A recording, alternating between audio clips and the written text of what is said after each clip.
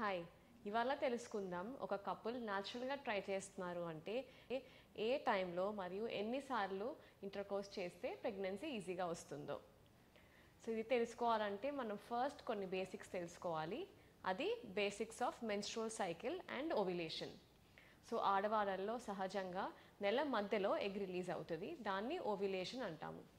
ఆ టైంలో ఇంటర్కోర్స్ కానీ చేస్తే ప్రెగ్నెన్సీ రావడానికి ఎక్కువ ఛాన్సెస్ ఉంటుంది. సో ఓవ్యులేషన్ నెల మధ్యలో అంటే అందాజుగా మనకి ఎలా తెలుస్తుంది? ఒక మహిళకి 30 days సైకిల్ ఉంది అంటే 30 - 14 చేస్తే అరౌండ్ 16th డే మనకి ఓవ్యులేషన్ అవుతుంది. ఇంకో మహిళకి 28 days సైకిల్ ఉంది అంటే 28 - 14, సో 14th డేకి ఓవ్యులేషన్ అవుతుంది. ఇర్రెగ్యులర్ సైకిల్స్ ఉన్న వాళ్ళకి మనం ఇలా క్యాలిక్యులేట్ చేయటం కష్టం. సో అలాంటి వాళ్ళు డాక్టర్ హెల్ప్ ద్వారా ఫాలిక్యులర్ స్టడీ అంటే స్కాన్స్ చేయించుకుని ఓవ్యులేషన్ టైంలో కలిస్తే న్యాచురల్గా ప్రెగ్నెన్సీ వచ్చే ఛాన్సెస్ ఉంటుంది. నెక్స్ట్ మనకు తెలియాల్సిన విషయం, ఓవ్యులేషన్ ఎలా ప్రిడిక్ట్ చేయొచ్చు? స్కాన్స్ ద్వారా కాకుండా ఇంకేమైనా మెథడ్స్ ఉన్నాయా?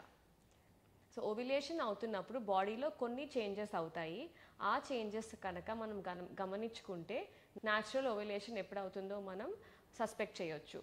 ఫస్ట్ వచ్చేసి బేసల్ బాడీ టెంపరేచర్. ఓవ్యులేషన్ టైంలో మన బాడీ టెంపరేచర్ ఒక 0.5 to 1 degree పెరుగుతుంది. సో ఎర్లీ మార్నింగ్ ఓవ్యులేషన్ టైంలో అంటే 16th డే అన్నా కదా, సో 16th ఒక 12th to 16th డే వరకు early morning basal body temperature check చేసుకుని అది ఒక 5 to 1 degree ఎలివేషన్ ఉంది అంటే ఓవ్యులేషన్ అవుతుంది అని అర్థం. ఇంకో చేంజెస్ వచ్చేసరికి సర్వైకల్ మ్యూకస్ చేంజెస్. ఓవ్యులేషన్ టైంలో సర్వైకల్ మ్యూకస్ కొంచెం స్టిక్కీగా అవుతుంది. థర్డ్ మెథడ్ చాలా కామన్గా వాడేది ఓవ్యులేషన్ ప్రిడిక్టర్ కిట్స్. యూరిన్లో మనకి ఎల్హెచ్ అన్న హార్మోన్ ఓవ్యులేషన్ టైంలో రిలీజ్ అవుతుంది. సో ఎల్హెచ్ హార్మోన్ని డిటెక్ట్ చేయడానికి కొన్ని కిట్స్ ఉన్నాయి. ఈ కిట్స్లో కానీ 2 lines అంటే పాజిటివ్ వచ్చింది అంటే ఓవ్యులేషన్ అయింది అని అర్థం. ఇది కూడా మనం ఒక 14th to 16th డే రోజు యూరిన్లో టెస్ట్ చేసుకుని చూసుకోవచ్చు. సో ఇది ఓవ్యులేషన్ ప్రిడిక్టర్.